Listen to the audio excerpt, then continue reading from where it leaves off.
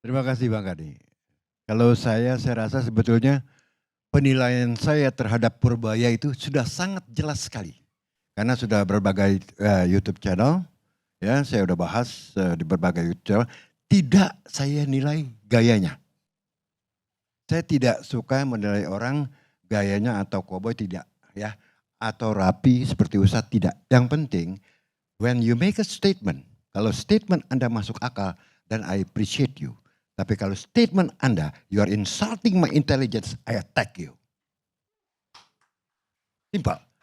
Buat saya satu, ya, duit 200 triliun dia kucurkan Bang Kardi, ya, ke sistem perbankan kita. You know what? Dengan ICOR 6,7, kalau toh duit itu memang di channeling melalui kredit bank dan berjalan, itu pertumbuhan yang nambah pertumbuhan ekonomi kita dengan ICOR 6,7 itu cuma 0,06% Bang Karni. How come you say bahwa 3 bulan lagi ekonomi kita akan 6%? Come on, benar memang beliau berjanji memberikan harapan, tapi harapan itu harapan palsu bos. Melalui credit growth, ya saya ukur duit 200 triliun itu dengan multiplier efeknya, kalau toh itu berjalan itu cuma nambah 0,11% bos. Sementara kalau pertumbuhan ekonomi kita kemarin, saya tidak yakin 5,12% Bang Karni. Karena apa? PMI sebelum dirilis 3 bulan berturut-turut itu drop bawah 50. Yang kedua adalah penerimaan PPN negara semester pertama itu drop hampir 20%. How come 5,12%? Come on. Nggak masuk akal.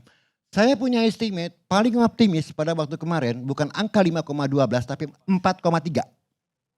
Kebanyakan bos, 4,8. Kalau toh nambah 0,11% paling 4,4%, tidak 6%. Ya, itu satu. Yang kedua, bos, you know what?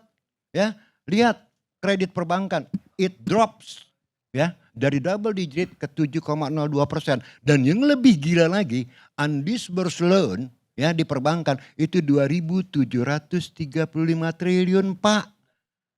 Artinya duit yang ada di bank, kredit lain yang sudah dibuka tidak terserap. Sekarang mau nambahin 200 triliun lagi jadi beban bos buat bank. Ya, bukan menambah pertumbuhan ekonomi. Makanya saya katakan what you say is insulting my intelligence. Ya, itu yang pertama. Yang kedua, lebih gila lagi, ya. Dia katakan bahwa, "Loh, kita tambah money supply, maka suku bunga akan turun." No. Bank tidak bekerja seperti itu, Bos. Ya. Yang pertama adalah soal suku bunga harus dibedakan juga policy rate and lending rate. Ya, walaupun BI punya policy rate dia turun tangan, tapi kalau bank bilang no, the outlook is quite gloomy my friend, it is risky, ya, saya nggak akan kasih kurang dari 7 atau 8%. Ya, ya. Jadi nggak bisa kalau dia bilang oke, saya mau menggunakan fiscal policy sekaligus monetary policy, menurut survei gua this is a big nonsense. Sorry to say that, I'm an economist. Ya.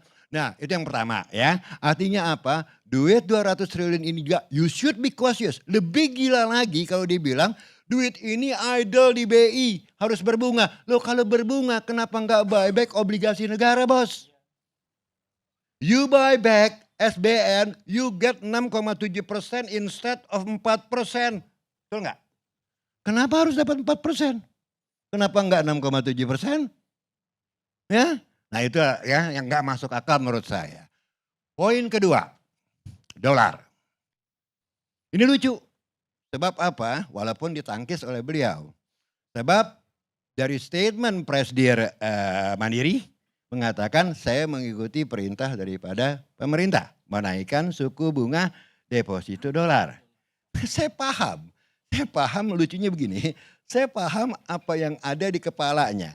Supaya tidak dolar ini lari ke Singapura, maka bunganya harus dinaikin.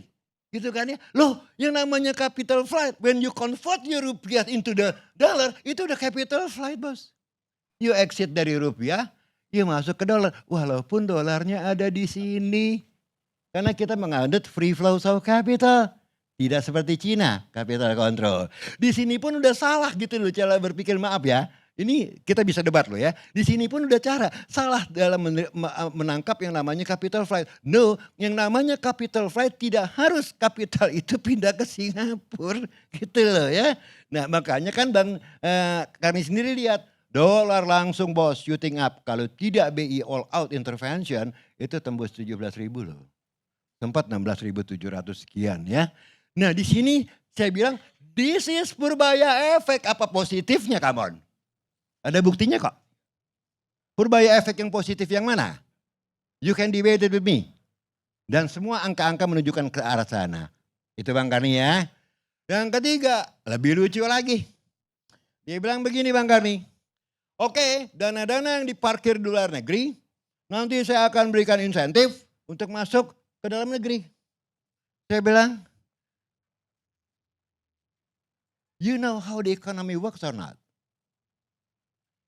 Duit itu selalu dianggap duit yang diparkir di luar negeri, ini adalah salah satu yang membuat ekonomi kita sluggish. No, duit lari ke luar negeri karena tidak ada investment opportunity di sini. Oke, ya. Nah, kalau memang Anda mau menarik duit dari luar negeri masuk ke dalam, yang harus Anda ciptakan bukan insentif kepada pemilik uang, tapi insentif kepada para pengusaha agar bisnis climate lebih baik, investment opportunity dengan sendirinya Bang Karni, duit itu akan masuk. Ya, karena cost of fund, selama cost of fund lebih rendah daripada IRR-nya, uang akan masuk Bang Karni. Sekarang suppose, tidak ada investment opportunity, duit disuruh masuk dengan berbagai insentif. Jadi beban gak buat bank? Mau disalurkan kemana Bang Karni? Ya, saya tidak menilai Purbaya dari gayanya loh. Ya, sebab kalau gayanya gak terukur. Suka-suka aja saya bilang, saya suka sama dia, wah Purbaya hebat. Wah Purbaya ini yang dibutuhkan bagi seorang menteri gitu loh. No, it's a big nonsense. Kalau Anda mau menilai kinerja, menilai seorang menteri, lihat statementnya masuk akal atau tidak. Bukan masalah subjektif jadinya. Tadi saya katakan, kenapa apa yang Purbaya katakan itu insulting my intelligence? I have the reason untuk mengatakan bahwa it is insulting my intelligence. Ya, Bang Karni ya, saya rasa itu yang saya sampaikan. Prof, saya nanya dong. Jadi what are you going to say? Sebenarnya apakah kita akan flop atau ada harapan? Karena kan tadi seperti saya katakan, banyak orang mengatakan, wah ini kalau kita dengerin Purbaya nih bulan depan kita tajir nih. Lihat, the data yang rilis, ya itu sekarang consumer confidence kita drop loh. Walaupun masih sedikit di atas 100, ya kalau nggak salah. Yang kedua, World Uncertainty Index yang tadi Bapak katakan ya, itu angka tertinggi selama 70 tahun bos. Jadi this is the highest, even the highest before the crisis 98 loh. And I'm worried. Tapi Pak. itu karena Purbaya atau Menteri Keuangan sebelumnya? Enggak, ini gini, seringkali orang menganggap, saya nggak bilang juga, bahkan Pak Prabowo pun saya bilang ya, Pak Prabowo kalau sebetulnya Bapak harus jujur, Bapak harus mengatakan, saya menerima warisan ekonomi yang tidak baik-baik saja. Ya, ini malah terbalik. Wah ekonomi kita hebat gitu kan. Saya bukan ngeritik Pak Prabowo ya. Tapi ini kenyataannya. Kenapa bos? Lihat. Jor-joran zaman Pak Jokowi. Infrastruktur dibangun di mana-mana. Ya, sampai utang kita galloping. Tapi apa yang terjadi? Lucunya apa? Produktivitas malah turun. Seharusnya kan kalau capital stock naik. Produktivitas juga kan naik ya. Logika ekonomi kan begitu. Ini kita malah turun, malah I-core kita naik. Artinya kan semakin tidak efisien. Ya, artinya apa? The problem bukan di hardware bos. Problemnya ada di software. Yaitu apa? Suprastruktur bos. Ya, birokrasi, regulasi. Ya, segala macam yang terkait dengan masalah softwarenya. Rule of law, corruption. Ya kan, preman datang ke tenda-tenda investasi yang baru di set up. Nah ini tidak pernah dipikirkan gitu loh ya. Yang dipikir kalau jalanan mulus, airport mulus, pelabuhan mulus, dengan sendirinya investor akan datang. No, our problem is institutional problem. Ya, ini problem institusional. Jadi artinya apa? instrumen instrumen fiskal as well as instrumen moneter, it doesn't work. Ya, makanya saya katakan apa yang terjadi today dengan undisbursed loan sebesar 2.735 triliun yang year on year dibandingkan tahun sebelum itu naik 9,5% dan kita lihat credit growth dari double digit jatuh ke 7,02%. Bos, you should be worried. Saya malah maaf, saya seorang ekonom berhak ya memberikan pendapat saya tentang economic growth ya. Saya agen predik, saya bisa salah. Di 3 tahun depan kita bisa seperti Thailand, zero growth.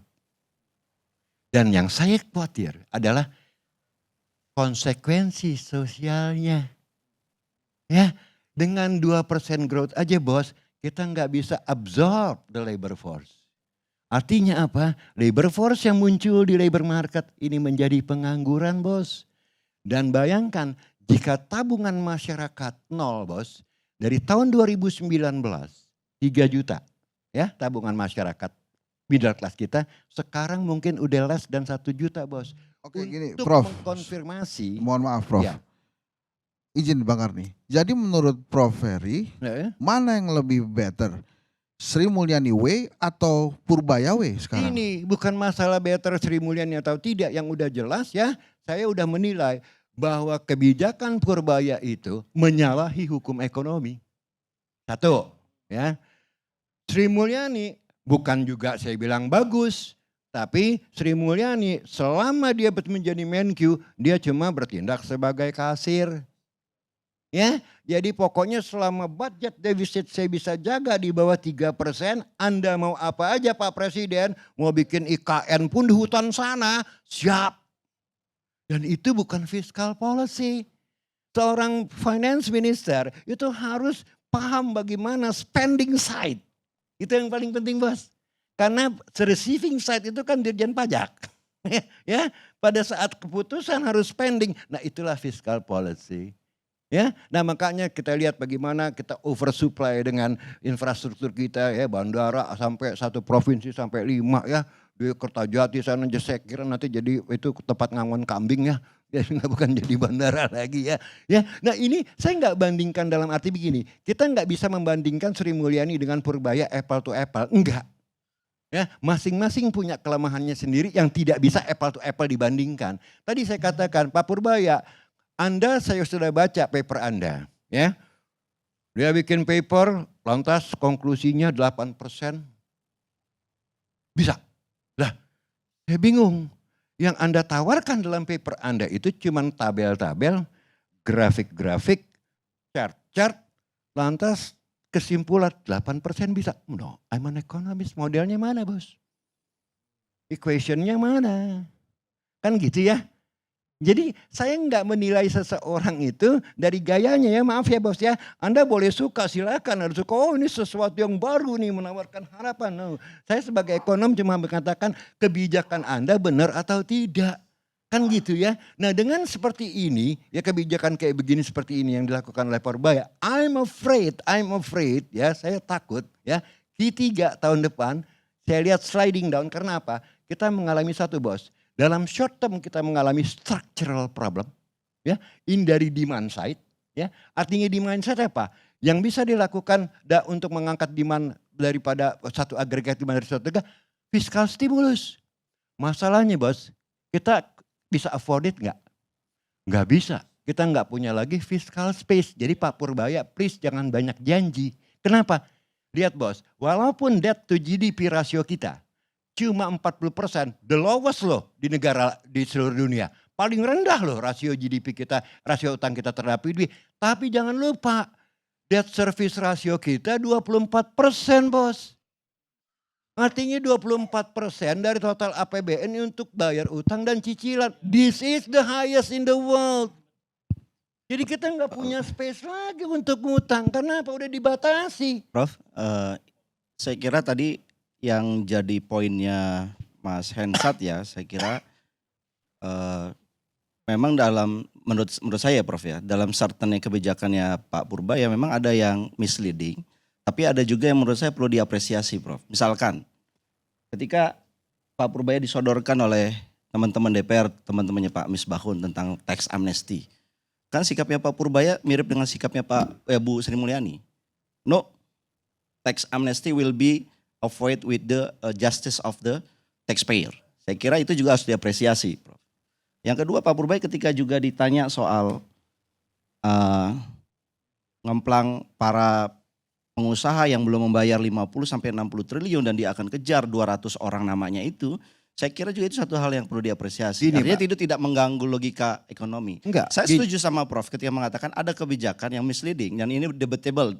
Tapi Gini. ada kebijakan seperti ini yang juga kita menurut saya harus diapresiasi, Prof. Tunggu. Sebagai satu Saya bukan kebijakan yang make sense begitu. Tunggu, bedakan administrasi dan policy. Yang Bapak katakan tadi masalah tax amnesty mau ngejar orang yang ngemplang itu masalah administratif, Pak, bukan policy. Yang yang menjadi question mark buat saya adalah the policy. Ya bukan saya nggak mau ngapresiasi, saya bisa aja go you are a good boy man. Ya kan ujak sana sampai ke laut sana. Iya pengemplang pajak.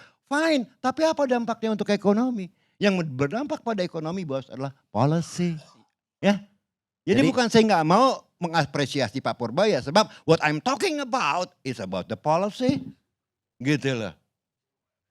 Oke, thank you.